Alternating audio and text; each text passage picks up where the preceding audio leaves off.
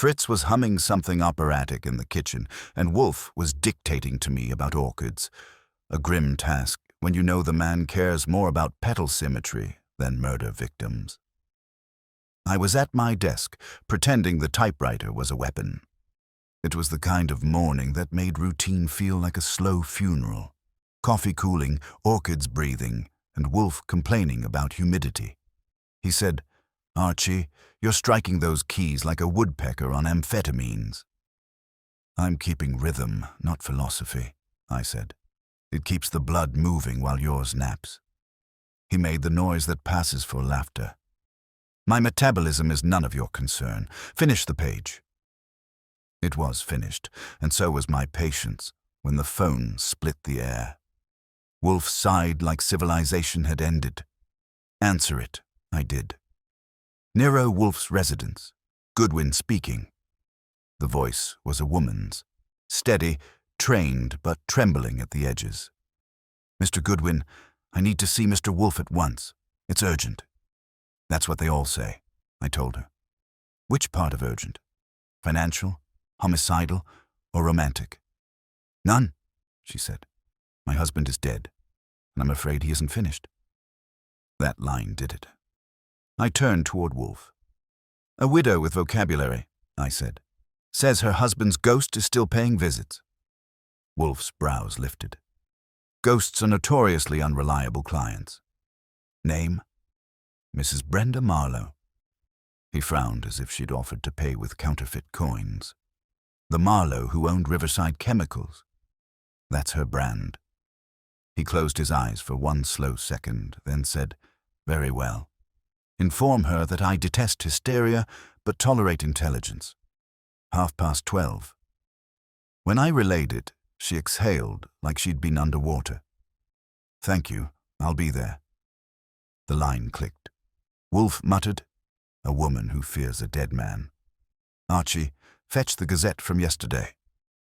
I found it among the unpaid bills and opened to page 3. Industrialist Richard Marlowe, found dead in study. Cyanide, apparent suicide, investigation pending. "He had partners," Wolfe murmured. "Riverside Chemicals, Renner, Krauss, and the deceased. Cyanide would have been at hand." "Meaning suicide fits," I said. "Meaning it fits too easily." He closed his eyes again. "Our visitor will clarify whether she brings guilt or deception, possibly both." At 12:30 on the dot, Fritz opened the door to a perfume that cost more than a new typewriter. Mrs. Marlowe walked in like someone holding her breath through the wrong life. Tall, veiled, every step rehearsed to look accidental. "Mr. Wolfe?" she asked. He didn't rise. He never does. "Madame, you have my attention. Keep it brief and factual." She sat, hands clasped tight. "My husband's death was not suicide. He was afraid for weeks. He told me someone from his firm meant to destroy him. He said the river would reclaim its dues." Wolfe's eyes narrowed. An unusual phrase. "Yes, it was in a letter he received. He burned it. The next day he was dead." I said, "You tell that to the police?" "I told Inspector Kramer. He said my imagination needed sleep." Her voice cracked just enough to sound genuine. "Mr. Wolfe, I'm being watched. A car follows me from the house every night." Wolfe steepled his fingers. "And what do you expect me to do?" "Find who killed him and why." "Why?" Wolfe repeated. "Always the tedious part." I said, "She's got cash, boss. Even tedium pays." He ignored me. "Madame, did your husband leave correspondence, notes, anything unburned?" She hesitated. "A locked box in his study. The police didn't open it. He kept the key on him." "Which was not found," Wolfe said. She nodded. "No. That box," he said, "is the beginning." He turned to me. "Archie, you will visit the Marlowe house on Riverside Drive. Observe the study, secure the box if possible, and refrain from being arrested." "Refraining's my hobby," I said. Mrs. Marlowe rose, the veil trembling slightly. "Mr. Goodwin, I'll arrange entry tonight if you can." Wolfe said. "Do nothing rash, madam. The dead are patient. We must be precise." She met his gaze like someone recognizing another kind of danger. "Then I'll trust precision." When she left, the air seemed to fold after her. Wolfe stared at the door a long moment, then said, "Cyanide, business partners, a phrase about a river, and a woman who rehearses her fear. Archie, this will prove annoying." I grinned. "Annoying usually pays." "Then see that it does." He turned back to the orchids. "And Archie, bring back that box intact. I dislike missing evidence or missing widows." "Right," I said, grabbing my coat. "If she's lying, we'll find out whose ghost is doing the talking." He murmured, "All ghosts are living until proven otherwise." And that was our ignition. Routine interrupted, the brownstone breathing a different air. The cab smelled of wet wool and resignation, which suited the mood fine. Mrs. Marlowe had given me her address before she left. Riverside Drive, the kind of neighborhood where guilt comes with river views. The rain had started again, sharp enough to make the wipers complain. I watched the lights smear across the glass and tried to picture the woman's face without the veil. It didn't help. Too composed. The kind of control you practice when you're terrified someone will see you thinking. The Marlowe house was a 4-story slab of limestone and old money, crouched behind an iron fence. The maid who answered looked at me like I'd come to sell vacuum cleaners. I told her I was expected, which was a stretch, but she led me through anyway. The place smelled faintly of polish and unease. Mrs. Marlowe waited in the study, standing beside a desk that could have housed a small army. "Mr. Goodwin," she said, voice low, "I didn't think you'd come so quickly." "Promptness keeps me alive," I told her. "This is the room." She nodded. The space had the sterile neatness of a stage set after the play's over. Curtains drawn, chair untouched, nothing out of place except the absence of a man. The faint tang of chemical residue still clung to the air. Cyanide leaves a ghost that doesn't pay rent. I crouched near the desk, tracing the edge with a finger. Where was he found? "Here," she said softly, pointing to the carpet near the chair. He'd fallen forward. The glass was on the blotter. The glass still sat there, cleaned but not forgotten. I leaned closer. "You keep it as decor or memory?" "Neither," she said. "The police left it. Typical." I turned my attention to the desk drawers. Empty, too neat. Wolfe's voice echoed in my head. "The absence of disorder is itself a disorder. You said there's a box." She moved to the far cabinet, opened a panel, and pulled out a small iron safe, dark and solid as Wolfe's temper. He kept this locked always. I found it hidden behind his files. Combination? No. He carried the key with him. It wasn't found. I tested the hinges. They'd been oiled recently. "You open this for a living?" I asked. She shook her head. "Never touched it." I straightened. "Then we'll touch it gently. Wolfe will want this intact." Her hands twisted together. "You think my husband was murdered?" "I think suicide's tidy and murder's profitable. Depends which story pays better." She didn't smile. "Mr. Goodwin, if this is a mistake, if I'm wrong, then Wolfe will refund the ghost," I said. "Now, you said someone's been watching you. Any chance it's connected to this?" Her eyes flicked toward the window. "There's a car, dark sedan, parked across the street most nights. When I look out, it drives off." "License number?" "No." I crossed to the window and peeled the curtain back. Street lamps glowed off wet pavement. Sure enough, a sedan idled half a block down, lights dim, silhouette of a man behind the wheel. "He's punctual." Mrs. Marlowe drew in a breath. "He's there now?" "Yeah." I let the curtain fall. "Might be coincidence, but coincidences don't idle in the rain." She hesitated, then said, "Mr. Wolfe said you'd be precise." "Wolfe's precise. I'm curious." "Curiosity gets people hurt." "Sometimes," I said, but it pays better than orchids." Her mouth almost curved, then flattened again. "Will you tell him what you saw?" Every syllable, including the tail parked outside. She looked at the safe again. "I can leave it with you if you prefer, but it's heavy. I'll send a man to fetch it." The phone rang then, harsh and unexpected. She flinched. I picked it up. "Marlowe residence." The line hissed. A man's voice came through, low and flat. "Tell Mrs. Marlowe to stop talking to detectives." "Who's this?" He hung up. I turned, keeping my tone easy. "Your fan club just called?" Her hands flew to her mouth. "What did he say?"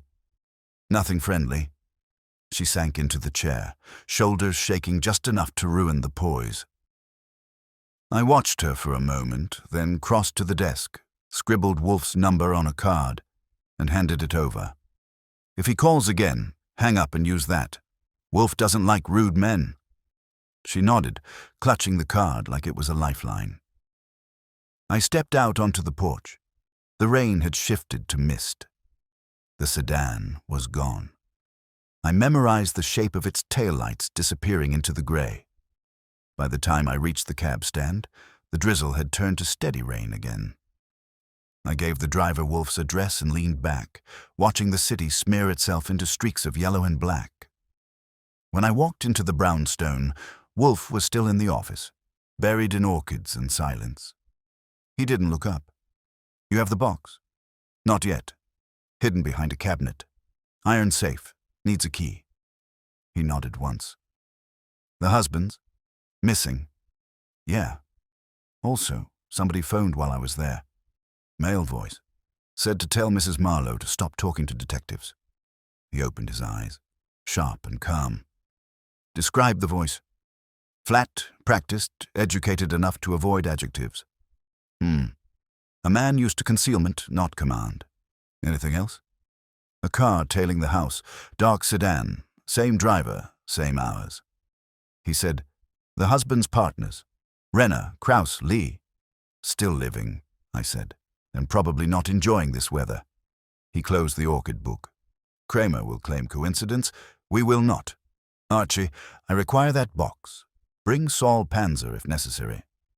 "You think the killer left something that obvious?" He smiled faintly. Murderers often underestimate the durability of secrets. I grinned. "Fine.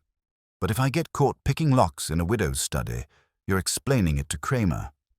"I shall improvise," he said. I turned toward the door. "Anything else before I head back?" "Yes. Take a gun." "Expecting fireworks?" "I prefer preparation to surprise." That was Wolfe's way of saying things were getting interesting. I left him to his orchids and his logic. The rain was still waiting for me, patient as guilt.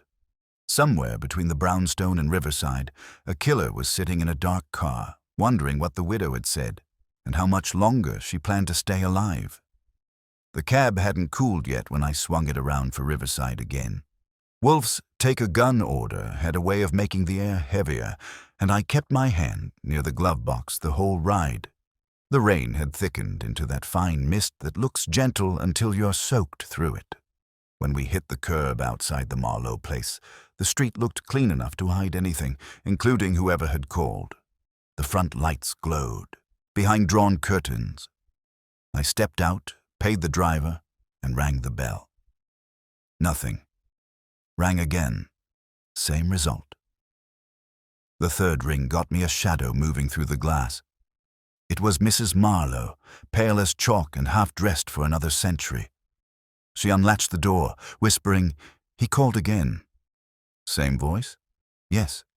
He said I shouldn't have let you in." "Well," I said, "he's consistent. Let's disappoint him twice." She stepped aside, clutching the edge of her robe as if it were armor. The study light was on, yellow and small against the dark paneling. I went straight to the cabinet with the iron box, crouched and checked again. Still locked, no key in sight. The surface showed faint scratches. Fresh, too fine for a crowbar. "Someone tried it," I said. "When did you last look?" "This afternoon," she said. "It wasn't marked then." Then he came in after I left. Her hand went to her throat. Inside the house? Unless the ghost learned lock-picking. She swayed once, then steadied herself. What do? We open it before he tries again. I reached into my coat and produced a small set of tools. Wolfe calls them unethical, but I call them portable progress. The lock was tough, but not impossible. 10 minutes of silence later, the latch clicked. Mrs. Marlowe gasped. How did... Talent, I said. Now let's see what your husband thought worth hiding. Inside were bundles of letters, tied with red string, and a small velvet pouch. The letters smelled faintly of ink and dust. Business correspondence, typed, signed with initials that looked like C. Renner. I unfolded the top one. Richard, this must end. If you persist, the river will reclaim its dues. The handwriting wasn't Marlowe's. I felt her breath on my shoulder. What does it mean? Your husband's partner knew how to write threats, I said. Or someone wanted him to think so. I slipped the letters into my coat. The pouch was heavier than paper. I untied it and tipped it into my palm. A key, brass, worn smooth. Looks like we've found his ghost, I said. Before she could answer, something hit the window, not loud, a dull, deliberate tap. She froze. I crossed to the curtain, eased it back an inch, and saw the dark sedan again, engine running, one headlight half dead. Same car, I said. He's watching for lights.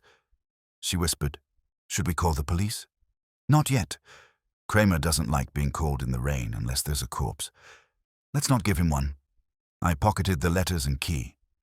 Wolfe will want these before they get a second act. Lock the doors.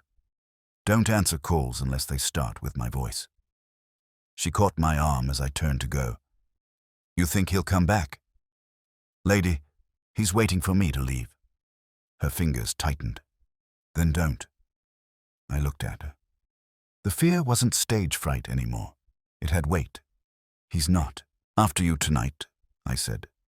He's after what your husband left behind. That means I've got to be where the evidence sleeps.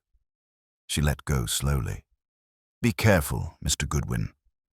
That's habit, not advice, I said, and slipped out the back door into the alley. The rain made everything shine. The street, the car, even the wrong choices. I cut across to the corner and waited, watching the sedan's shape blur in the mist. The driver didn't move. I got the license number and memorized it. When he finally eased away from the curb, I tailed him on foot for half a block until a cab appeared like divine intervention. I flagged it and told the driver to follow, slowly. The sedan turned toward the river, crawling along until it stopped outside a warehouse. Riverside Chemicals, black letters fading on a rusted sign. The man stepped out under an umbrella, but the shape of him was wrong for a thug. Tall, neat, wearing a fedora that didn't come from the cheap rack. He unlocked a side door and vanished inside. I told the cabbie to circle the block and wait. Then I went up to the door. It wasn't locked long. Inside smelled of oil and damp metal. One bulb glowed at the far end of the corridor, where shadows played tricks with logic. I moved toward the office, slow and quiet.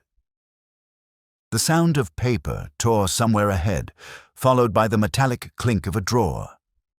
I edged closer until I could see through the half-open door. The man from the car stood at the desk, stuffing files into a briefcase. His face was thin, sharp, and unpleasantly familiar. Charles Renner, Marlowe's partner, from the newspaper photos. I stepped inside. Evening, Mr. Renner. Nice night for accounting. He spun, eyes wide, then narrowed. Goodwin, isn't it? Wolfe's errand boy. Depends on the errand. You're working late. He straightened, adjusting his tie. Retrieving company property. I could ask you the same. Sure, I said. Except my clients don't end up with cyanide cocktails. His face tightened. If you're implying... I'm implying you write interesting letters, I said, pulling one from my pocket. The river will reclaim its dues. Recognize the line? He stared at it like it had crawled out of his conscience. You've been in his house. Technically, your widow invited me. She had no right. She had a dead husband. That trumps etiquette. He took a slow breath. You shouldn't have come here, Goodwin. You're interfering with police business. That's new. Since when do you and Kramer share stationery? Something flickered behind his eyes, then died. You don't understand. There are things— Always are, I said. Why don't we start with what's in that briefcase? He moved an inch toward the desk. You'd better leave. After you open it. He hesitated, then snapped the latch. Inside were contracts, ledgers, and one envelope marked Private R. Marlowe. I reached for it. He moved faster than I expected, slamming the lid shut and swinging. I ducked. His fist caught my shoulder instead of my jaw. The briefcase hit the floor, papers scattering. I shoved him back, caught his wrist, and twisted until he hissed. You play rough for a chemist, I said. Let go. Talk first. Who's the man calling the widow? He didn't answer. I tightened the grip. Name Renner. His teeth clenched. You'll find out soon enough. A car horn outside cut through the silence. He jerked suddenly, breaking free, and bolted for the side door. I was half a step behind, but the street swallowed him. The sedan's tires screamed as it sped off into the fog. I grabbed the fallen envelope and stuffed it in my coat. Inside, a small brass key, identical to the one from Marlowe's box, and a folded slip of paper with a single line, Pier 9, midnight, the river again. It always came back to the river. I went straight to the cab. Brownstone, I told the driver, and step on it. Wolfe was still awake when I came in, which meant the world was ending. His eyes flicked from the wet envelope to my bruised shoulder. Report. Renner's our night owl. He cleaned out his office, took a swing at me, and left this. I handed him the note. He read it once, expression unreadable. Pier 9. Sounds like a meeting. Or an execution, he said. Archie, you will attend. Take Saul and bring both keys. The widow's box and her husband's secrets are about to intersect. I said, You expecting fireworks? Always, he murmured, when rivers meet. Saul was at the curb before I reached the door, coat collar up, an expression as flat as the night itself. Wolfe had called him while I was reporting, because when Wolfe expects fireworks, he hires a man who doesn't blink. Pier 9, I said as I slid in beside him. He nodded once. You packing? Wolfe's idea of diplomacy. The streets were half empty, rain shining on the asphalt like melted chrome. We drove with the lights low and the windows cracked just enough to smell the river's metallic breath. The air down there always carried secrets. Cheap liquor, old smoke, and things better left unsaid. At the turn-off past the warehouses, Saul killed the headlights. We walk from here. The docks stretched ahead, a row of hulks under the mist. Somewhere a bell clanged slow and lazy. At the far end, Pier 9 leaned into the river like it had been built to confess. We kept to the shadows. A light glowed inside the pier office, one bare bulb swinging. I motioned, and we slipped closer until voices drifted out through the broken planks. Too much attention, a man said. The voice was Renner's. Goodwin sniffing. We can't risk it. A second voice. Rougher. You said Wolfe would stay out of it. I said I'd handle him. Then handle him fast or we both go under. I tilted my head toward Saul. He nodded, moving to the side entrance. I took the front. When I pushed the door open, it creaked loud enough to make both men spin. Don't bother, I said. Handling me never works out. Renner's partner was stocky, with a raincoat that looked borrowed and a face carved out of bad luck. His hand darted under his coat. Saul's gun clicked first. Let's keep this polite, I said. You can introduce yourself or let Wolfe do it for you in court.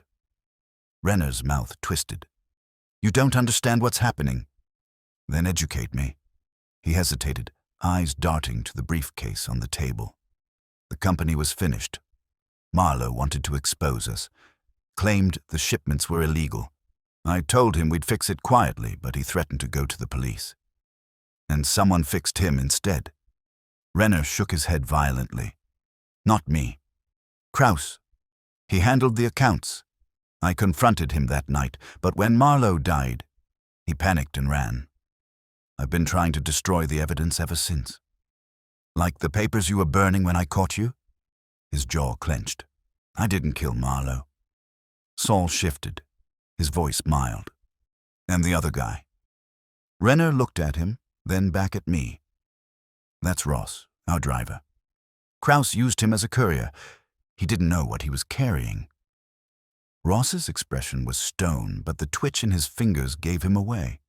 I just drove, mister. They told me it was contracts. I said, so the poison hitched a ride with you and the river covered the delivery. Convenient chain of command.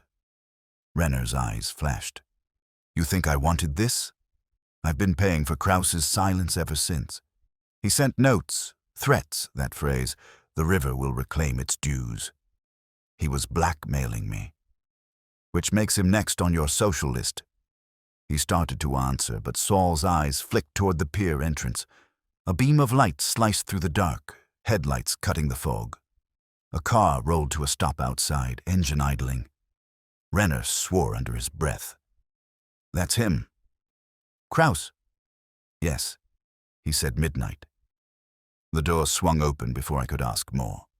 A thin man in a soaked overcoat stepped in, carrying a briefcase and a grin that didn't belong. Gentlemen, he said, I see we're punctual. Renner's face drained. Krauss, you fool, there are detectives. Krauss looked straight at me. Mr. Goodwin, I presume, Wolfe's man.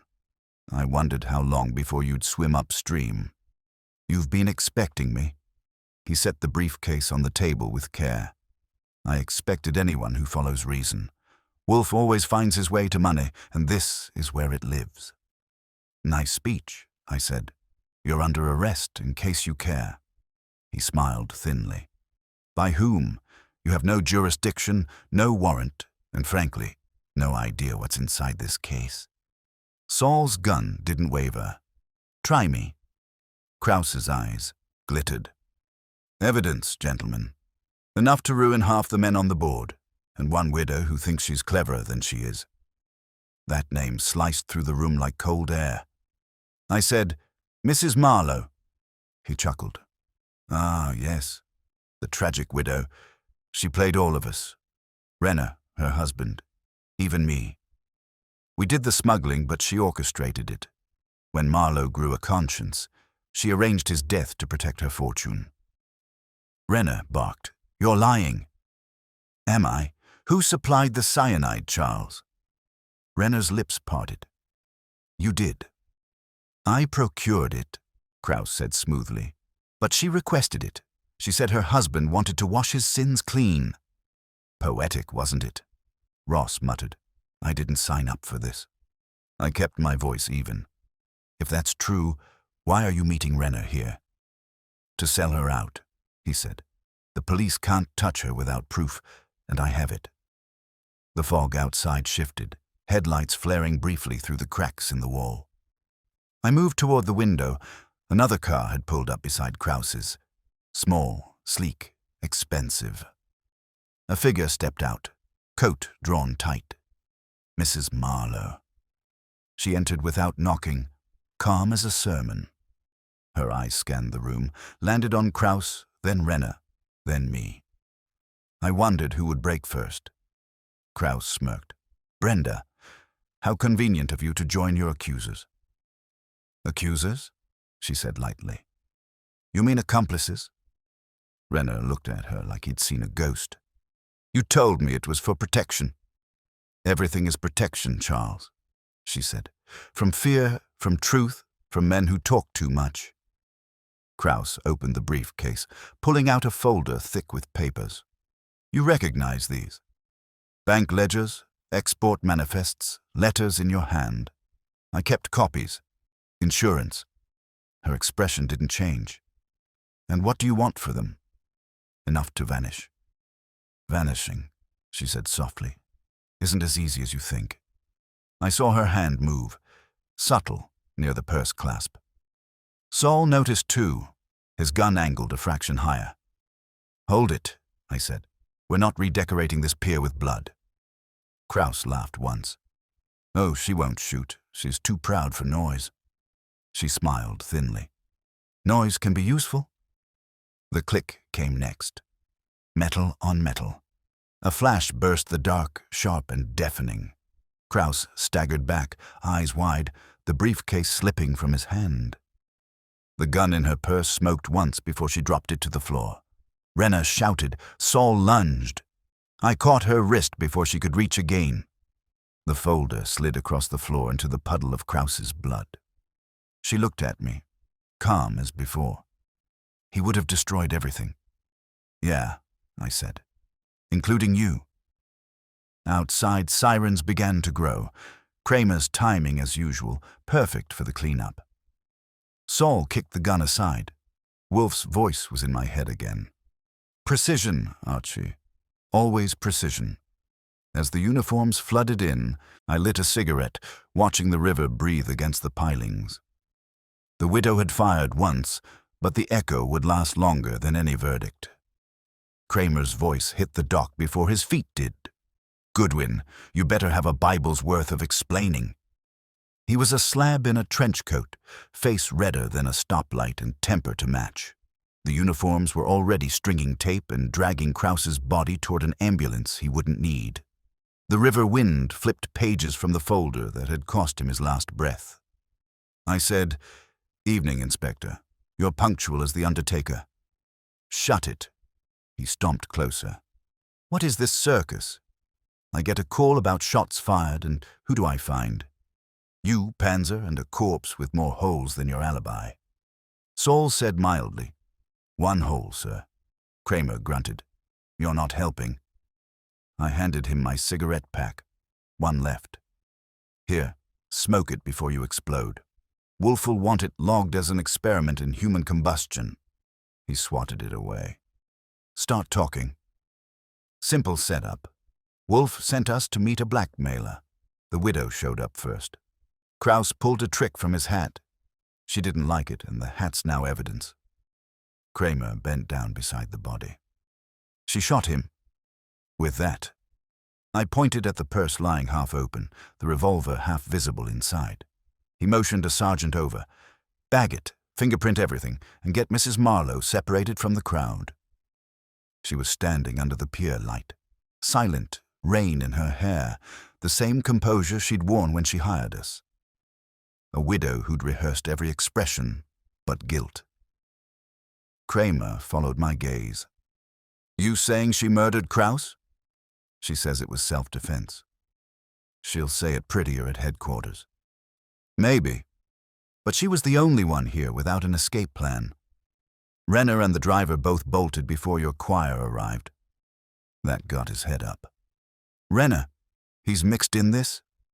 He was standing right about where you are. He'll leave footprints if you're quick. Kramer barked orders, then turned back. You and Wolfe just had to stick your noses in. I had this tidy, a suicide, clean motive. Now I've got an industrial scandal, 3 suspects and 1 fancy widow who shoots like she's had practice. That's what you get for ignoring the obvious. The obvious, he growled, is that Wolfe's meddling turned a suicide into a murder investigation. Maybe, I said. Or maybe Wolfe's meddling found the reason Marlowe swallowed cyanide, or didn't. You'll find your answers in that folder. He grabbed it from my hand and flipped through the soaked pages, frowning at the ledgers. Chemical exports, falsified invoices, shipments marked for disposal. His jaw worked. Toxic waste. Hell, they've been dumping it. Into the river, I said. It seems the river's been reclaiming a lot more than dues. Kramer slammed it shut. I'll have a team on Renner by morning. As for you, don't leave town. I'll leave that to Wolfe. Tell him I said he owes me sleep. You owe him thanks, I said. He predicted this would turn annoying. Kramer snorted, turned, and trudged away into the fog. The lights dimmed behind the ambulances until only the ripple of the river and the click of Saul's lighter were left. He said quietly, "That woman's too calm for what she just did." "She's either guilty or made of glass," I said. "Either way, Wolfe will want her under a microscope." Saul nodded. "I'll tail the cops, see where they take her." "Do that, and find Renner before Kramer does. Wolfe prefers his witnesses alive." He slipped away without sound, and I headed for the car. The night smelled like acid and old fear. Wolfe's brownstone never felt farther away. When I stepped inside the office, the clock read 2. Wolfe was in his chair, robe the color of authority and a glass of beer at hand. He didn't glance up. "Report." "Pier 9, I said. "1 dead, 1 arrested, 1 missing. The widow shot Kraus in front of witnesses." His eyes opened slowly. "Deliberately. She'd call it self-defense. Kraus brought evidence, ledgers, contracts, blackmail material. He was about to sell her out." He nodded once. "Describe her demeanor." "Cold enough to refrigerate the case." He exhaled through his nose. "Then we're still missing something. Guilt cools, but it never freezes." I dropped the soggy folder on his desk. "Kramer's reading through these now, dumping toxic waste into the river. That phrase, 'reclaim its dues,' was literal." "Indeed." He leafed through the pages, fingers moving with a delicacy that would have suited an autopsy. "Renner and Kraus conspired to conceal illegal disposal. Marlowe discovered it, objected, and died. But Mrs. Marlowe's role remains opaque." "Opaque's a polite word," I said. "She's got motive, opportunity, and nerve. If she planned it, why hire you?" "Because," Wolfe said, "a guilty woman hires the best detective she can find. It buys her time." "Then she just ran out of it." He frowned. "Kramer will mishandle her. The woman's restraint suggests calculation. She will speak to me before she speaks to him." "She's in custody." "She's in a police car," he said. "Not an oubliette. Fetch her, Archie." I blinked. "You want me to pry a confessed shooter from Kramer's hands?" I said fetch, not abduct. Offer him logic. Tell him her statement will be useless until she composes it in civilized company, which is to say, here. He'll blow his hat. He always does. Wolfe leaned back. "Return with her and the truth, whichever arrives first." I grabbed my coat. "If I bring both, do I get a raise?" "No," he said. "But Fritz will feed you." The precinct was chaos. Phones ringing, typewriters clattering, rain on the window glass. Mrs. Marlowe sat behind a desk, untouched by the noise, hands folded, eyes fixed on nothing. Kramer looked up when I entered, face already flushing. "Goodwin, what part of Don't Leave Town did you misunderstand?" "The part where you thought you'd get a useful confession out of her before dawn. She's under arrest for murder."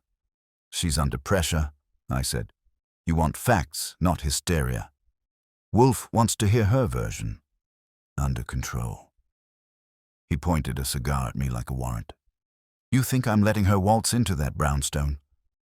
"Over my dead body." "That can be arranged," I said pleasantly. "But it'll make headlines you'll hate." He glared. "You're bluffing. Wolfe's name draws better ink than yours, and you know it. Let her talk once with us, and I'll sign a statement confirming you're in charge." He chewed the cigar a moment, then jabbed it toward her. "She's your problem till morning. If she vanishes, I'm locking you both up." "That's affection, Inspector." He grunted. "Get her out of my sight." Mrs. Marlowe rose without a word and followed me out into the rain. Her heels clicked on the pavement like punctuation marks in a language only Wolfe could translate. As the car rolled uptown, she finally spoke, voice low and measured. "You think I killed him? I think you aimed well. I didn't want to." He forced me. That line's popular this season, I said. She turned her head, profile pale against the window. Do you always mock fear? Only when it pretends to be innocence? She didn't answer. The silence filled the car like smoke until the brownstone came into view. Inside, Wolfe waited, hands steepled. She paused on the threshold, eyes meeting his. He said quietly, Madame, the river has taken 3 lives. Let us see whose it intends to return. Fritz closed the door behind her with a politeness that would have suited royalty, or a prisoner, depending on how you looked at it. Wolfe didn't move. His eyes followed her as she crossed the rug, measured steps, composure in every joint. She sat where he gestured on the red chair across from his desk and folded her hands like she'd been waiting years for the right audience. Wolfe said, Mrs. Marlowe, you're not under arrest in this room. You are, however, under scrutiny. There's a difference. One allows you to speak, the other compels you to lie. Choose wisely. She met his gaze. Inspector Kramer doesn't share your courtesy. Inspector Kramer, Wolfe said, is a man of action. I'm a man of reason. The two seldom share a lunch table. I took my chair near the globe and leaned back, watching the temperature rise in her eyes. The brownstone felt smaller with her in it. She didn't flinch under Wolfe's stare, and that was new. Most people blinked like they'd walked into sunlight. Wolfe continued, You shot Mr. Krauss. Tell me why. Her fingers tightened slightly. He would have killed me. He was reaching for the gun first. Yet you arrived uninvited to the meeting. Her chin lifted. I arrived because he called. He said he had papers that would clear me. Proof my husband's death wasn't suicide. I believed him. And instead, Wolfe said, he offered blackmail. Yes. Then why not involve the police before going? I couldn't. He threatened to destroy what remained of my husband's reputation if I refused to meet him. Wolfe tapped a finger on the desk. And Renner? Her voice thinned. He was there when I arrived. He looked frightened, cornered. I think Krauss meant to silence him as well. That, I said, he accomplished indirectly. Her eyes flicked toward me. You saw it. You know I had no choice. I saw you shoot a man who hadn't drawn yet, I said. The silence that followed could have cut glass. She said softly, You think I wanted to? Mr. Goodwin, my husband's death destroyed what little conscience these men had left. I was only cleaning up the debris.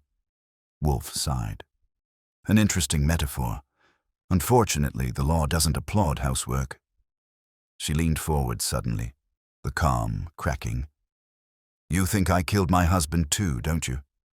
I think, Wolfe said, that your husband died conveniently, and convenience is seldom accidental. Her breath caught. For the first time her voice wavered. You're wrong. Richard was afraid.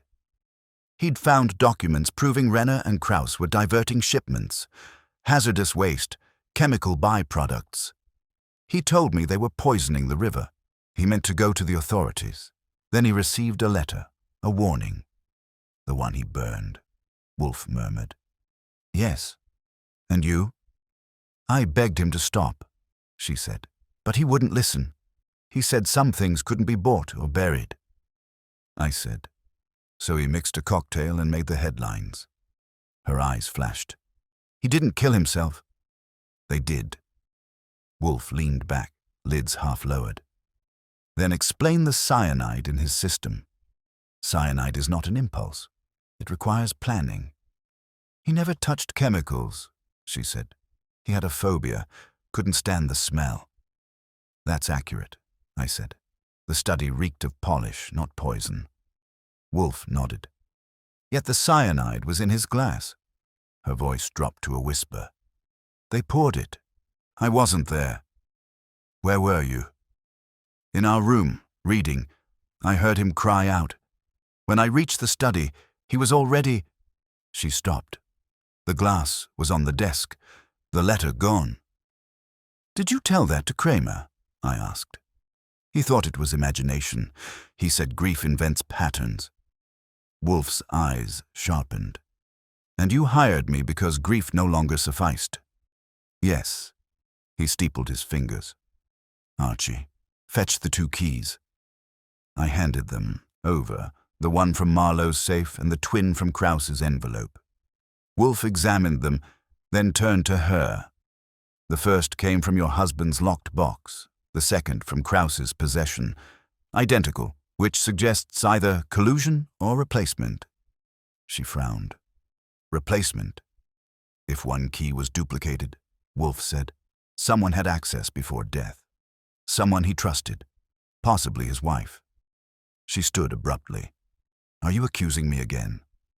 Madam, I accuse no one.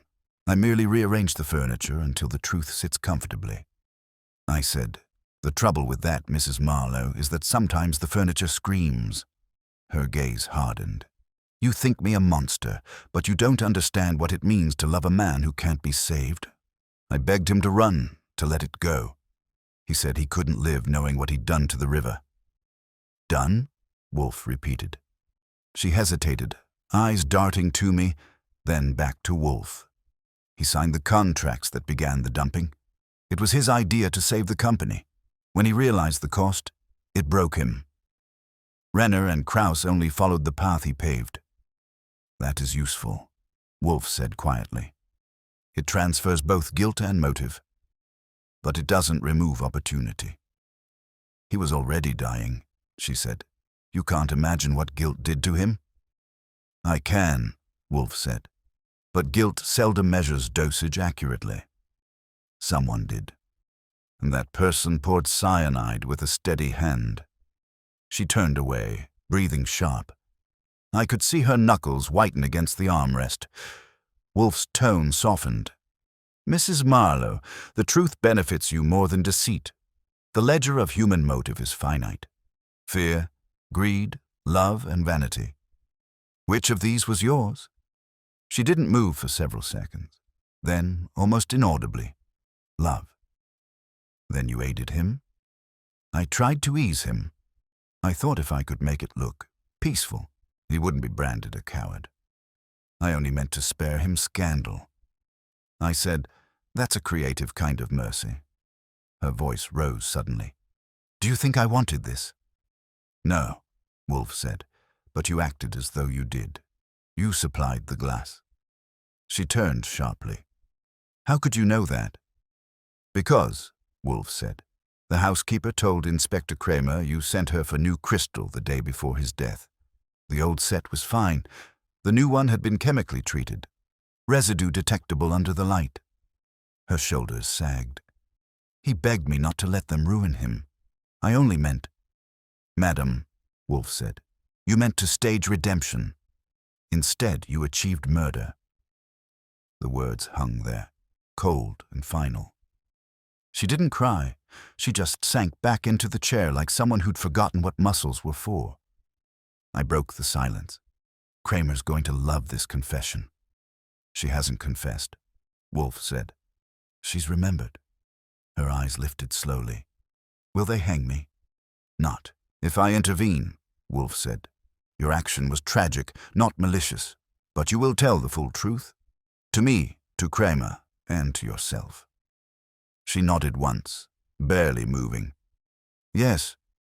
Wolfe rang for Fritz. Coffee, 3 cups. As the bell echoed down the hall, I looked at him. You knew from the start. I suspected, he said. Widows who fear the dead are usually afraid of what they buried with them. She closed her eyes, whispering. He said the river would reclaim its dues. I thought he meant judgment. Now I see it was forgiveness. Wolfe didn't answer. He sat back, studying her as though she were another orchid that had bloomed too late. The coffee arrived, black and fragrant enough to steady a confession. Fritz set the tray down quietly, glanced at Wolfe for cues, and left with the same grace he'd have used in serving royalty or an executioner. Mrs. Marlowe hadn't moved. The steam curled between her and Wolfe like a veil that neither dared lift. He spoke first. Madame, you will need to repeat what you told us. Calmly, coherently, and without embroidery. Facts are the only mercy reason can offer. She nodded, voice low but steady. He was losing everything: contracts, reputation, friends. He begged me not to let them destroy him. I couldn't watch him fall apart. Your method of consolation was unorthodox, I said. She looked at me with eyes that were already exhausted. He wanted peace. I only made it quick. Wolfe frowned. Then you are confessing to premeditated mercy. But mercy is not exoneration. It is motive. Her mouth trembled. I didn't pour the poison, Mr. Wolfe. I gave him the glass. He said he'd take something to sleep. I thought it was a sedative. When I returned, he was gone. I said, "You expect us to believe Kraus or Renner slipped in and seasoned the drink?" She turned toward me sharply. "You think me a liar." "I think you've practiced that tone," I said. Her eyes flashed, but Wolfe's hand rose, and the temperature in the room dropped back to logic. "Archie is deliberately abrasive, madam. He sharpens truth by scraping vanity. Continue." "I found the glass half full," she said. "It smelled strange. I realized too late." "Did you dispose of it?" Wolfe asked. "No. The police took it." He nodded. "And they found cyanide residue, but no fingerprints." "Yes." "Which means," Wolfe said softly, "it was wiped clean. A dying man rarely polishes glassware." The color drained from her face. He went on, voice quiet, exact. "You loved him, yes, but love without honesty is cowardice in costume. You tampered with the scene to shield him, or yourself." Her lips parted. I wanted them to think it was suicide. It seemed kinder." "Kinder to whom?" "To him. Or safer for you." She looked down, and silence stretched again. Wolfe's gaze didn't waver. "Your husband's enemies killed him first, in conscience, madam. You finished the act in body. That is not guilt alone. It is contagion. Now you will tell me who supplied the cyanide." Her voice cracked. "I don't know." "You do," Wolfe said. "The chemical was laboratory grade, not commercial. You procured it, or someone procured it for you." "Which?" She hesitated, then whispered. "He kept small samples for display. Souvenirs from the plant. I thought—" "You thought a taste of poison could cleanse his record." Wolfe's sigh was heavy enough to bend the air. "Foolishness masquerading as devotion. Still, your admission clarifies much. Archie, fetch Kramer." That earned me a glare. "You planning to hand her over before your second cup?"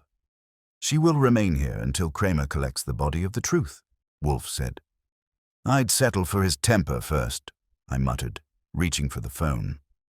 Before I could dial, the bell rang. Fritz's voice drifted from the hall. "Inspector Kramer, Mr. Wolfe." Wolfe's brows rose slightly. "Ah, Providence spares us the call." Kramer entered like an avalanche, hat dripping, cigar clamped, mood already preloaded. He took in the widow, the coffee, and Wolfe's calm in one sweep. "Don't tell me you've been cozying with my prisoner." "She is my guest," Wolfe said, "and your investigation is my obligation, since you appear to have fumbled it." "Fumbled?" Kramer barked. "I've got a corpse on the pier and a confession in my office." Wolfe inclined his head. "The confession is invalid. The facts are not what they appear." Kramer pointed the cigar at Mrs. Marlowe. "She shot Kraus in front of witnesses." "She did," Wolfe said. "But that killing ended a chain she did not begin." "I'm not following." "That is apparent," Wolfe murmured. I stepped in before the inspector exploded. "She didn't kill her husband intentionally. He planned to confess the company's crimes. She panicked, tried to make it look peaceful. Someone else spiked his drink." Kramer turned on me. "Who? The butler? The ghost of corporate responsibility?" Wolfe said, "Renner. He had motive, access, and intelligence. Kraus was his instrument. Mrs. Marlowe, his decoy." Kramer's mouth opened, then closed. You can prove it. Not yet, but I can induce proof. He looked skeptical. And what's your inducement this time? Wolfe smiled faintly. You will release Mrs. Marlowe into my custody for 12 hours. During that time, I will invite Mr. Renner to visit, on the pretext of cooperation. He will come. He cannot resist correcting what he believes to be a narrative error. Kramer puffed hard. You're insane. I can't hand a suspect to a civilian. Then arrest me for obstruction, Wolfe said evenly, and accept the ensuing press coverage when your own oversight collapses under scrutiny. That silenced him for a good 10 seconds. Then he said, You're a menace. An accurate one, Wolfe said. Kramer jabbed his cigar at me. If she bolts, Goodwin, you're sharing her cell. She won't, I said. Wolfe doesn't lose house guests. Kramer growled, turned to Mrs. Marlowe. You want this circus? Fine. You're his headache till morning. When he slammed the door, the quiet that followed had a new kind of weight. Wolfe gestured toward the kitchen. Fritz will show you a room. Sleep if you can. We resume at dawn. She hesitated, eyes darting between us. Do you believe me now? Wolfe's gaze softened a fraction. Belief is sentiment, madam. I prefer evidence. By morning we'll have it. She rose, moving like a woman half awake, and followed Fritz upstairs. When the sound of her footsteps faded, Wolfe leaned back. Archie, sit. I'm already sitting. Then listen. Renner will come before sunrise. You will intercept him in the hall. Keep him calm, not comfortable. I'll handle the rest. Meaning you're ready to corner him? I was born ready, he said. I studied him. You're certain he poisoned Marlowe? Certainty is vulgar, but Renner's guilt is the only pattern that balances both greed and fear. He removed Kraus to seal the circle, yet left his own prints on the motive. Tomorrow we extract the confession he owes the river. I stood, rubbing the back of my neck. And if he doesn't show? He will, Wolfe said. The guilty always return to their own footprints. I nodded slowly. You really think Kramer will let this slide if it backfires? If it fails, Wolfe said calmly, Kramer will arrest us both, and I will endure his stupidity in comfort. Until then, Archie, keep your pistol close and your sarcasm closer. He poured himself the last of the coffee and closed his eyes. Now, good night. We will need our wits sharpened by morning. The office lights dimmed and the rain began again outside, steady, patient, and rhythmic as a conscience tapping on glass. Somewhere down the street, a car engine murmured in the dark. I didn't need Wolfe to tell me whose it was. Renner had started his return, and the river was waiting to collect its due. The tires outside whispered over wet asphalt, a low, steady hum that crawled closer until it stopped dead in front of the brownstone. I'd been at the window since Wolfe shut his eyes, and that sound was the first punctuation mark in an hour of silence. The car door closed softly. I moved to the vestibule, gun holstered, heartbeat quiet. The bell didn't ring. Instead, there was a knock. 2 slow taps, deliberate, like someone keeping tempo with his own nerves. I cracked the door. Renner stood on the stoop, hat dripping, expression locked somewhere between arrogance and exhaustion. Goodwin, he said, tell Wolfe I've come to settle accounts. Cash, confession, or complaint? I asked. All 3, possibly. I let him in. The air carried that river smell again, metal and memory. He's expecting you, I said. Inside, Wolfe hadn't moved an inch. He opened his eyes when I entered, then gestured. Show him in. Renner hesitated at the threshold like a man stepping into court. I didn't kill Richard Marlowe, he said before Wolfe could speak. I came because I'm being hunted like I did. Indeed, Wolfe said. Guilt often travels faster than truth. Sit, he obeyed. Water dripped from his coat onto the rug. Wolfe's glance at the stain was enough to make him remove it instantly. I stayed near the wall, watching him wring his gloves. "You were involved in the chemical disposal," Wolfe said. "You profited. You lied to your partner. Now Kraus is dead, and Mrs. Marlowe is under suspicion. Your timing for contrition is convenient." Renner's eyes flicked up. "Convenience isn't my motive. Survival is." "Then speak plainly," Wolfe said. Renner took a slow breath. "Marlowe discovered the dumping months ago. I begged him to stay quiet. Kraus didn't. He wanted to sell silence, as blackmail us both. When Marlowe refused, Kraus panicked.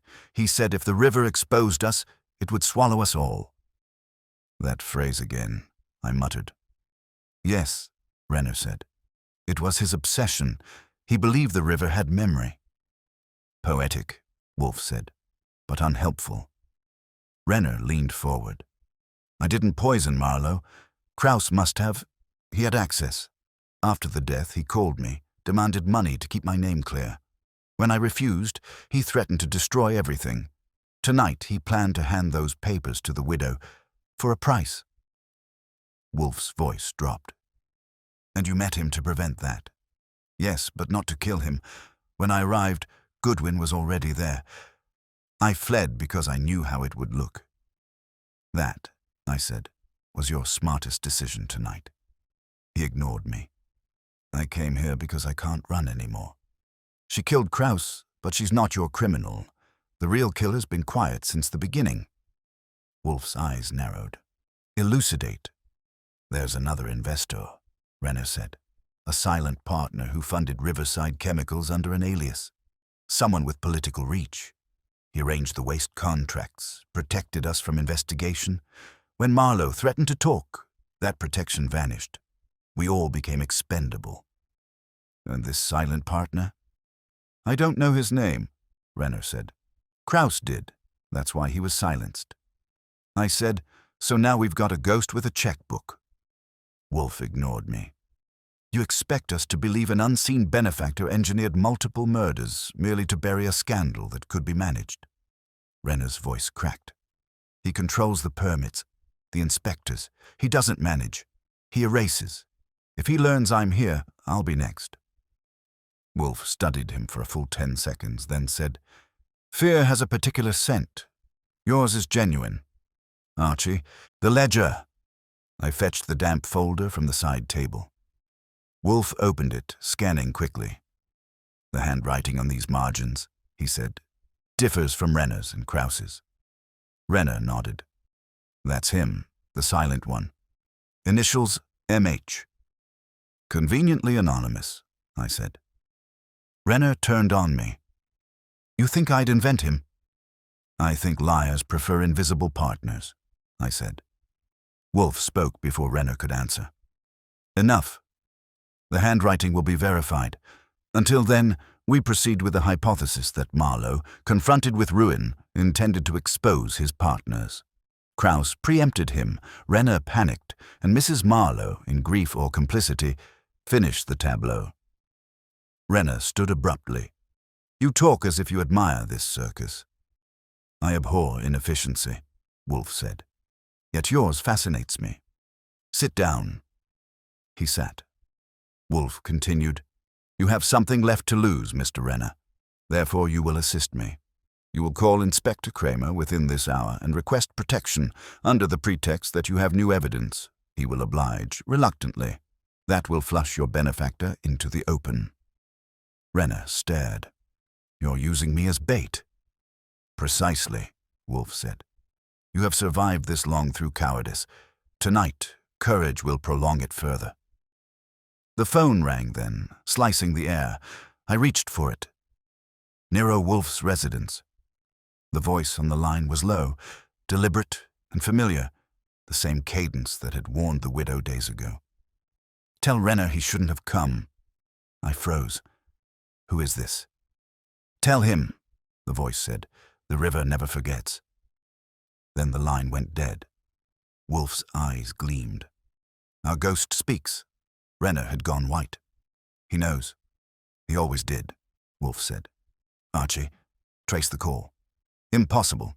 It was routed through an exchange. Then we bait the trap. Wolfe rose. Rare, deliberate, massive. Mr. Renner, you will remain here. Archie, contact Saul and Fred. Station them along the street. No one leaves this block unseen. I grabbed the phone again, issuing instructions as Wolfe spoke quietly to Renner. The man's hands trembled on his knees. When I hung up, I said, "They're moving. What's the play?" "The call confirms presence," Wolfe said. "Our adversary is near. He could not resist witnessing his own performance." Renner whispered, "He'll kill me." "Possibly," Wolfe said, "unless we introduce confusion first." He turned to me. "Archie, fetch Mrs. Marlowe from her room. She should hear the truth she purchased." I went upstairs, the floor creaking under my shoes. She opened the door before I knocked, already dressed, eyes sharp. "Something's happened." "Yeah," I said. "Our ghost called." She followed without question. In the office, her gaze locked on Renner. "You." He stood, voice shaking. "Brenda, Save it," she said. "You were supposed to protect him." Wolfe raised a hand. "Enough melodrama.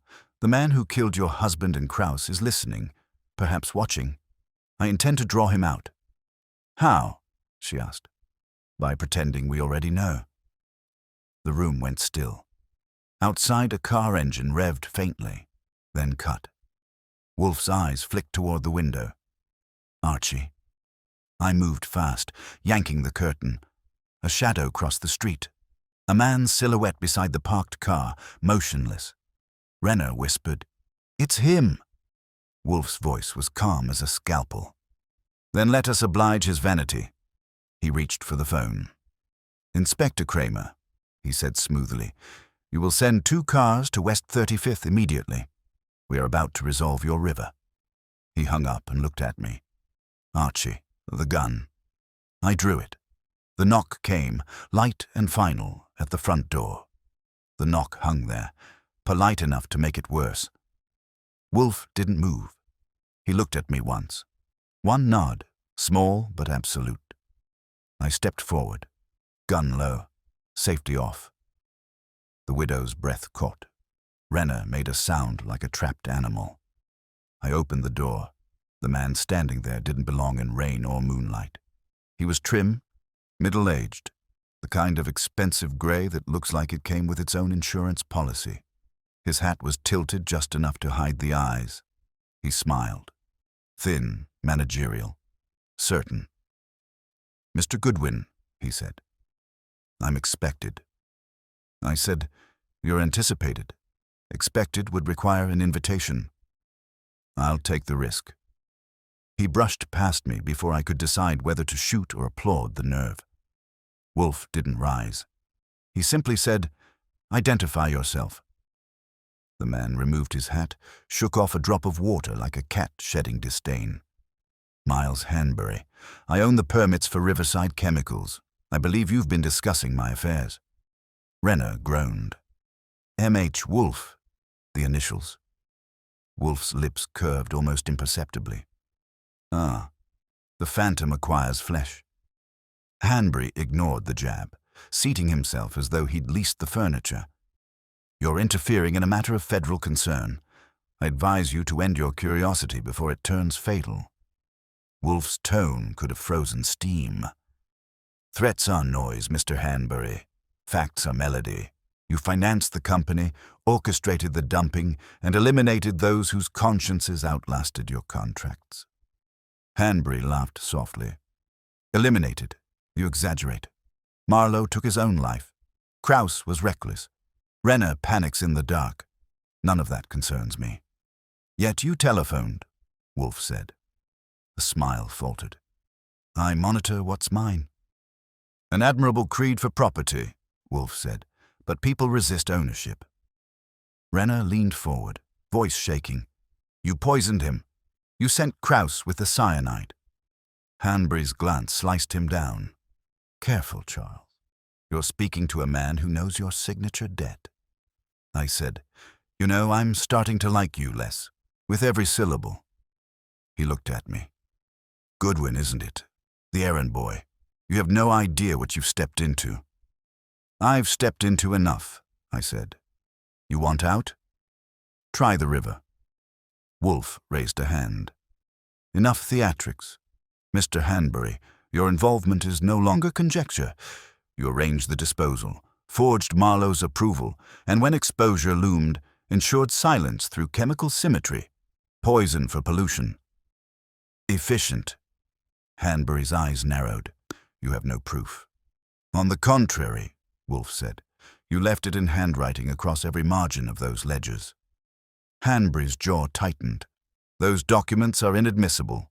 Stolen property." "Perhaps," Wolfe said, "but stolen truth remains truth.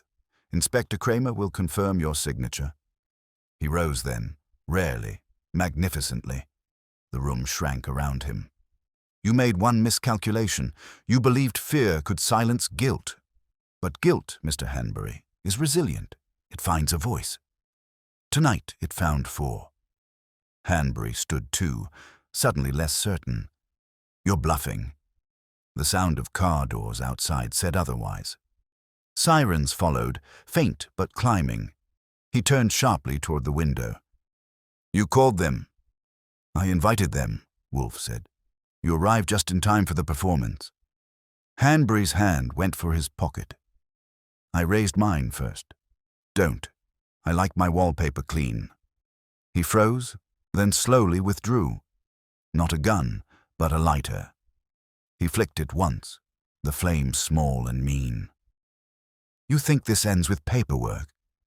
Those plants still dump. You stop one man, and another signs the permits." "True," Wolfe said. "But symbols have consequence. You are the first caught with both ink and blood on your hands. The rest will smell it." Kramer's voice thundered from the hall. "Wolfe, where the devil are you?" "Here, Inspector," Wolfe said calmly. "Your quarry is conversing." Hanbury's composure cracked. He turned to Mrs. Marlowe, voice cold as sleet.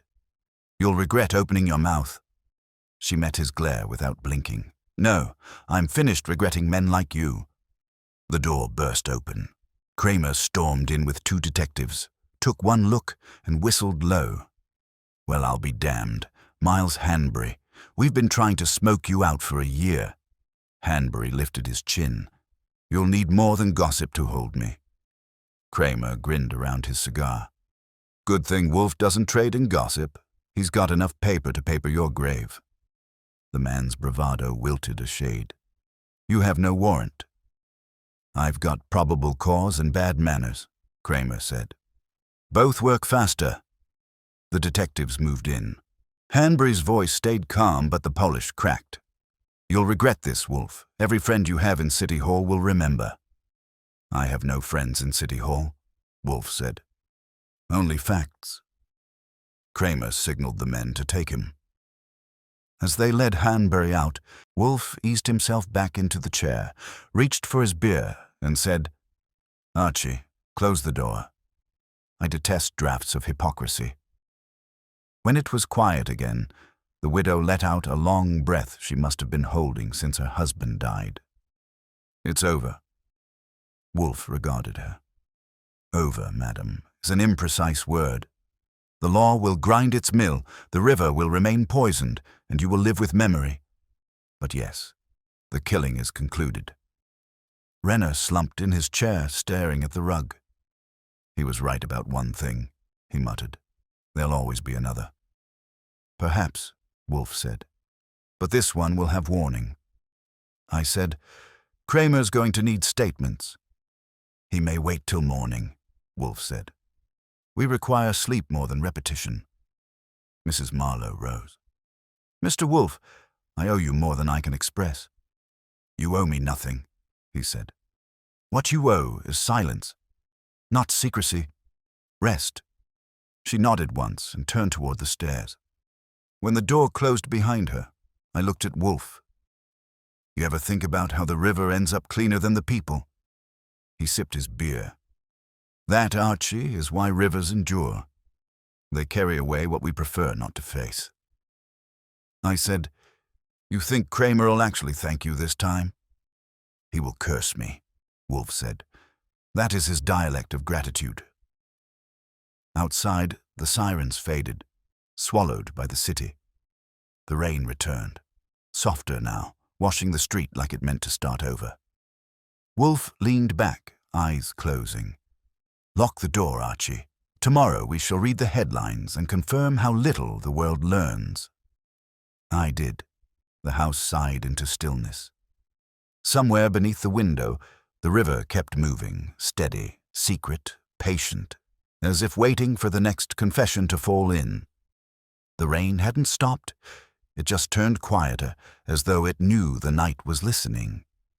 Wolfe hadn't moved from his chair, his bulk calm and immovable, like the brownstone itself was holding its breath.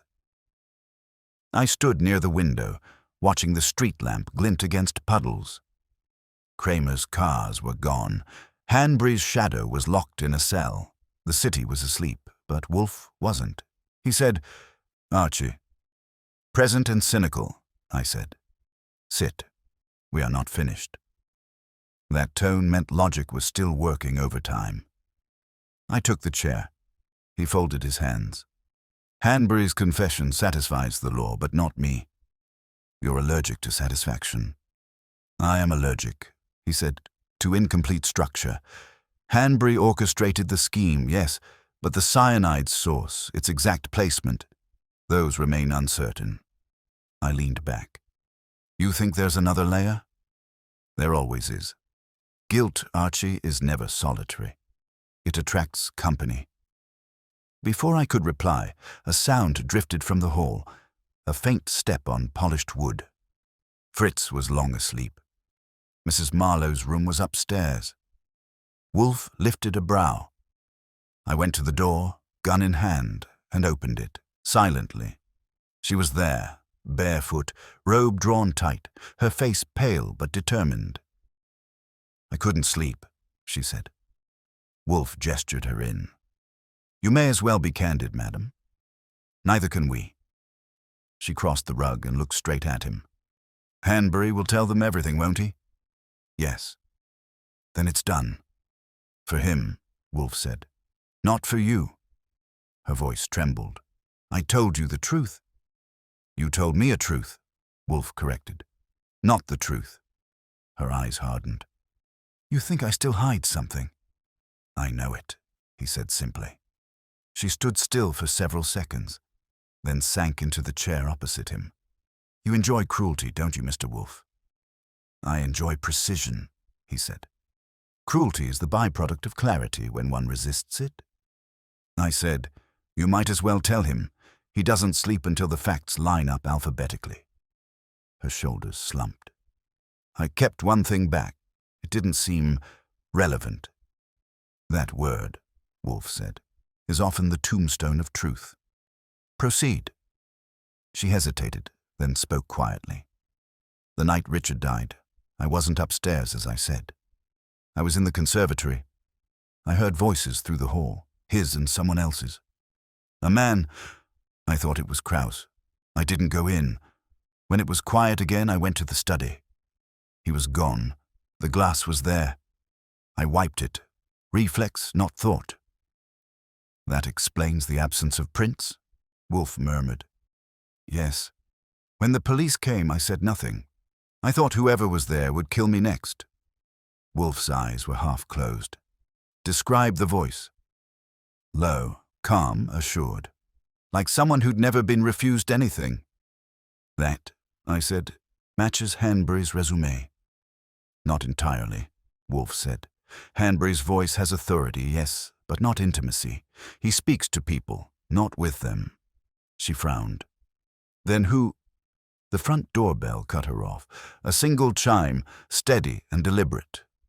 Wolfe's eyes opened fully. "Archie." "Yeah," I said, moving. "And this time, I'll keep the safety off." The knock came again, harder now. I looked at Wolfe. He nodded once. I opened the door 2 inches. Kramer stood there, trench coat soaked, eyes blazing. "We've got a problem." "Inspector," I said, "it's 3 in the morning. Come in before you flood the rug." He shoved past me. water trailing from his coat. "Hanbury's dead." Wolfe's head lifted. "Explain." "Cell fire," Kramer said. "Started 20 minutes after booking. Lock melted halfway through. He didn't make it out." I said, "That's convenient." "Too convenient," Kramer growled. "His lawyer says he was carrying a matchbook when arrested.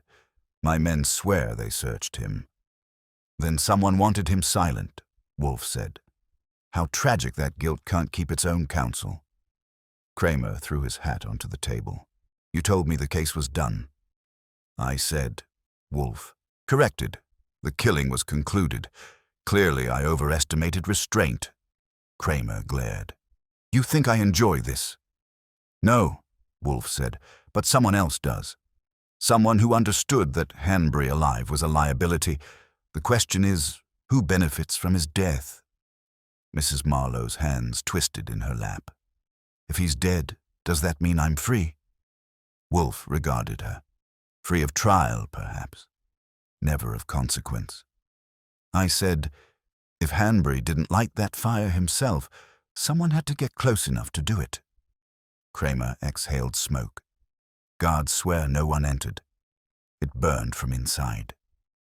Wolfe's voice was flat. "Then we face a paradox. Either Hanbury committed an improbable suicide, or someone had assistance from within the department." Kramer scowled. "You calling my men corrupt?" "I'm calling them human," Wolfe said. "One at least has been purchased." I said, "And whoever paid him isn't finished yet." The rain picked up outside, hammering the window panes. The widow flinched at each tap. Wolfe noticed. "Madam, what frightens you now?" She hesitated. "The river. It sounds closer." "It always does," Wolfe said softly. Kramer muttered, "I'll have men posted outside. No one in or out till sunrise." "That will suffice," Wolfe said. "In the meantime, we will consider who inherits Hanbury's silence." I glanced at him. "You think there's another partner?" "There must be," he said. "Hanbury was a man who built walls, not bridges. Someone stood behind him, reaping the profit without sharing the risk. His death protects that hand." Kramer stubbed out his cigar. "Then find me that hand before the papers do." He left as abruptly as he'd come. The door shut, and the rain filled the silence again. Mrs. Marlowe stared at Wolfe. "You think the killing isn't over?" He looked at her a long moment. "Madame, evil rarely retires. It merely changes handwriting." I said, "That's cheerful. Want me to call Saul again?" "Yes," Wolfe said. "He'll track the money Hanbury moved before arrest. Follow the flow, Archie. Rivers aren't the only things reclaiming dues." I grabbed my hat. "And if I find another name?" "Bring it home," he said. "I am growing impatient with ghosts." The rain followed me out, steady as breathing. Somewhere beneath its rhythm, the city was hiding one last accomplice. And Wolfe, damn him, was already waiting for the sound of that next knock. The cab's tires hissed against the wet curb as I jumped out in front of the warehouse district, coat collar up, hat low. Saul's voice still echoed in my ear from the phone call. His latest lead had teeth. He'd traced Hanbury's offshore accounts through a shell firm, Marple and Hartman Holdings, incorporated 6 months before Riverside Chemicals folded.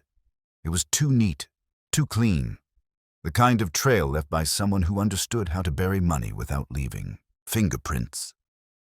The alley stank of oil and old rain. I found the door Saul mentioned, unmarked, painted the color of honest steel. A small sign beside the buzzer read, "H. Durrell, Consultant." Saul was across the street in a sedan, engine idling. I tapped twice on my coat to let him know I was going in, then pressed the buzzer. A voice crackled through. "Yes?" "Courier for Mr. Durrell."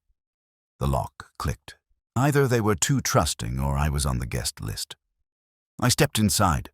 The office smelled expensive, leather, cigars, and disinfectant, like someone trying to disguise the scent of rot.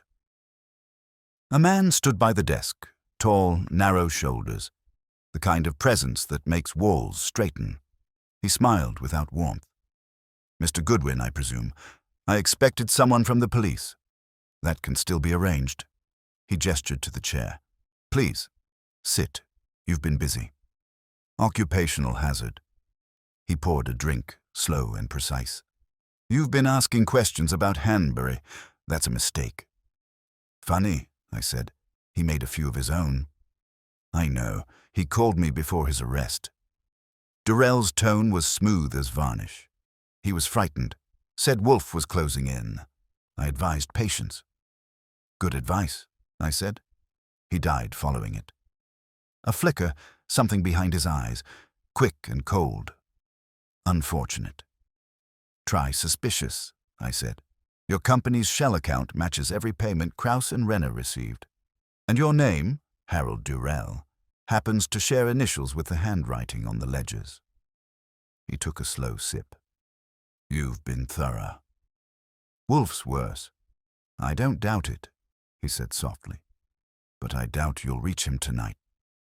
That line was enough to make my hand twitch toward my pocket. He saw it, smiled faintly.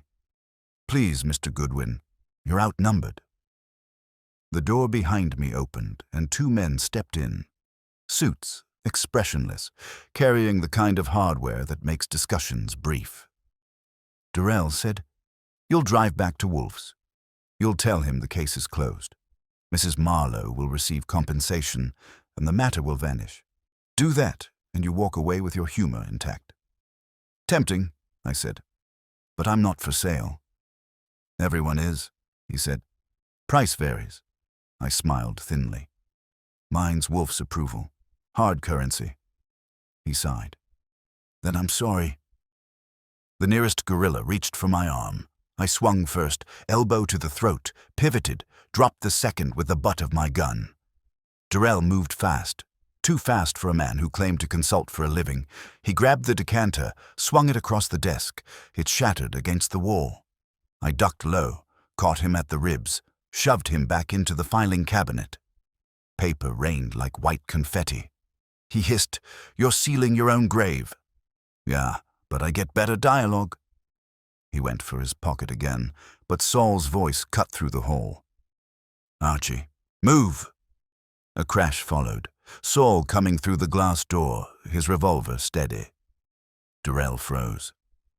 Good timing, I said. Saul kept him covered while I frisked him. The gun was small, expensive, and fully loaded.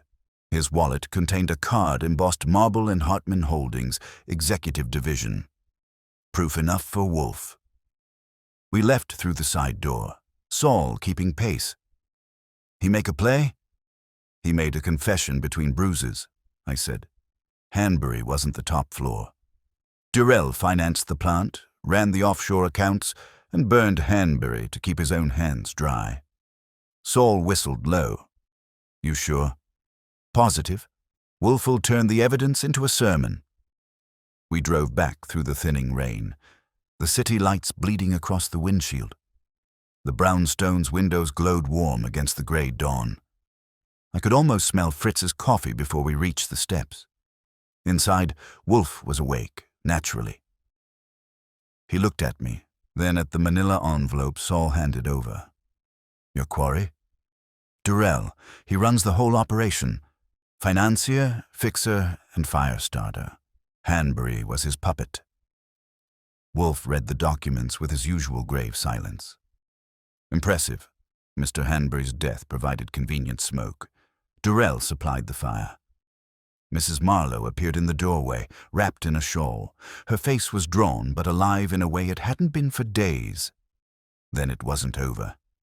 No, Wolfe said. But it will be soon. He picked up the phone. Kramer, assemble your men. I have your real culprit. He paused, then added, Yes, I'm sure. Bring a large appetite for crow. When he hung up, he looked at me. Archie, ensure our guest does not faint. I intend to be eloquent. I grinned. You always are.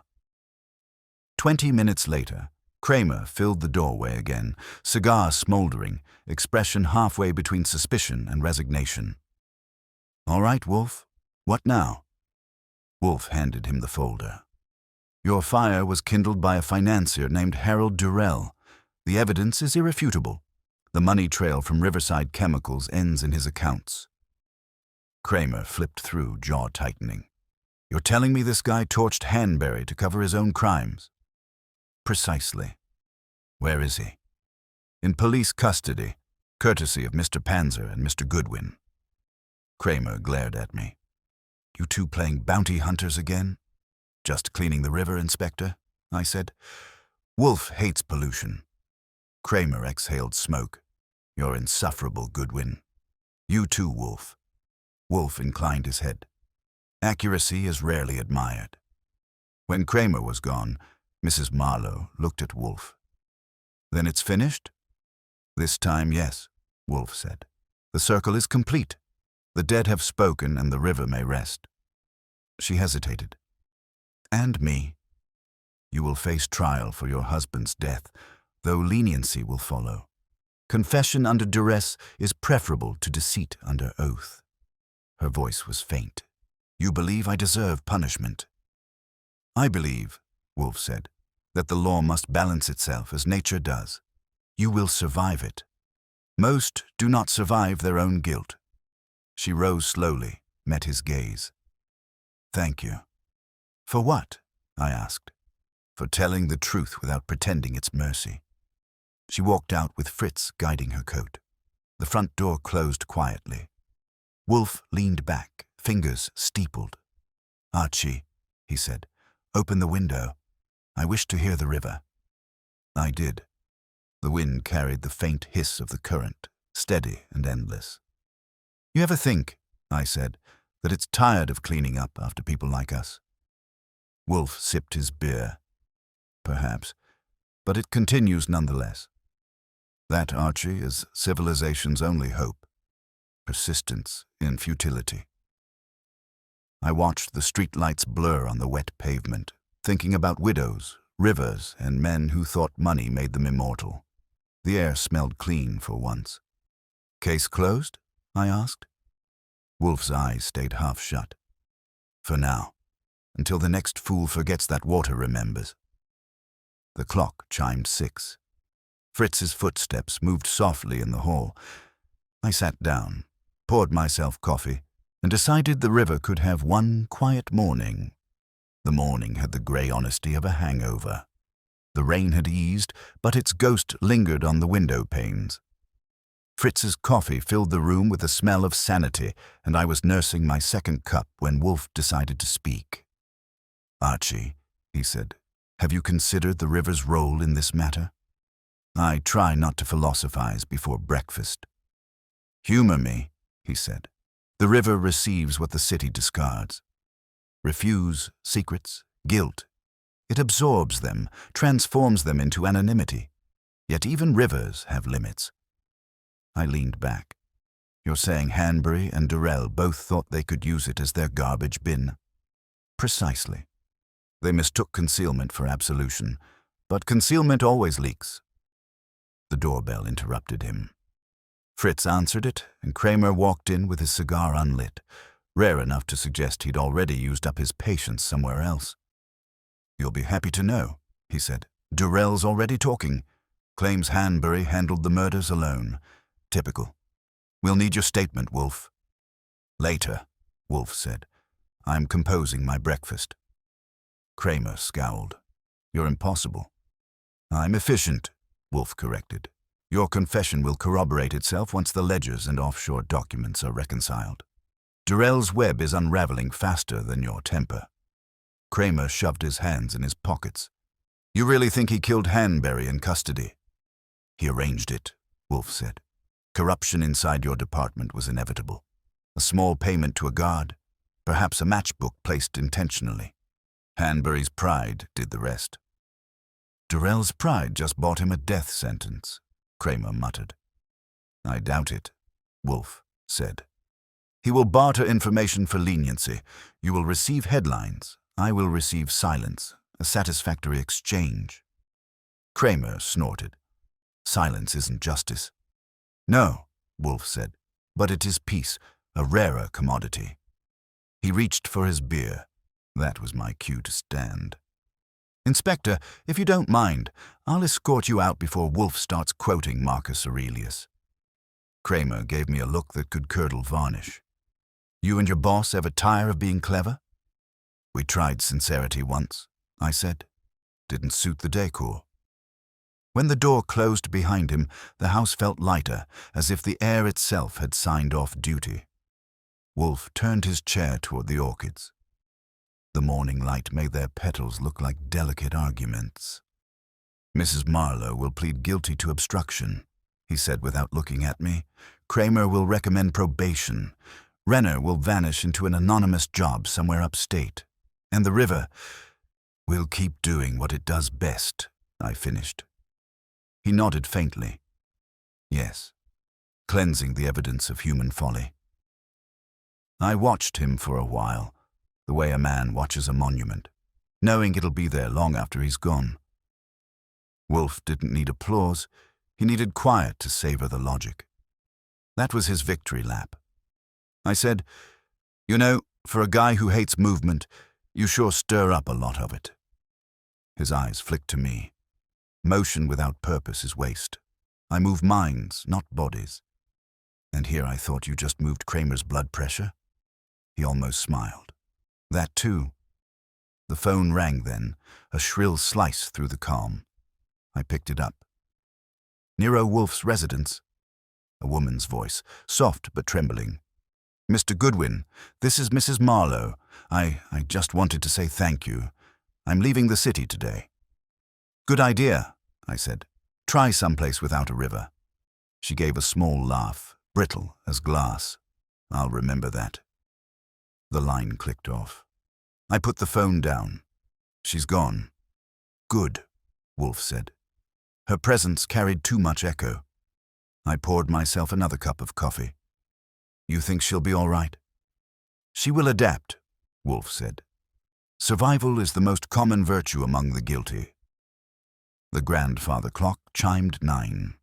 Fritz appeared with Wolfe's breakfast. Scrambled eggs, a mountain of sausage, and a pot of beer large enough to drown repentance in. Wolfe unfolded his napkin with priestly solemnity. Archie, you will send the ledgers to Kramer once you have typed my statement. I have no wish to read about myself in the afternoon editions. Understood, I said, though the Gazette already called you the recluse who solved the river murders. His fork paused mid-air. Inaccurate and vulgar. Yeah, but it sells papers. He chewed thoughtfully. I despise commerce, but I respect its tenacity. I took my seat across from him, watching the steam rise from the coffee, the orchids, glowing in the morning light, and the man who could dissect guilt like a surgeon cutting out infection. The city outside was waking again, taxis growling, rainwater sighing into drains, life going on as if the night's violence had been just another whisper in the river's current. I said, "You ever think about retiring, Wolfe?" He looked at me as though I'd suggested crime as a hobby. Retirement, Archie, is merely resignation under a different name. I have not yet exhausted irritation as a motive. Good, I said, because the world keeps making more of it. He grunted, which for Wolfe counted as applause. The phone stayed silent, the house warm. For once, no footsteps in the hall, no visitor waiting to ruin the equilibrium. Just the sound of forks, rain's last memory on the glass, and the quiet satisfaction that justice, however muddy, had been done. I stretched, looked out the window at the grey ribbon of the river curling through the city, and said, "Well, the water's clear again." Wolfe wiped his mouth. For now. He reached for his book, opened it, and added, almost to himself, "It is the nature of rivers and men, Archie. They cleanse, then they corrupt, and then they cleanse again." I didn't argue. I just watched the steam curl from my cup and thought how right he usually was.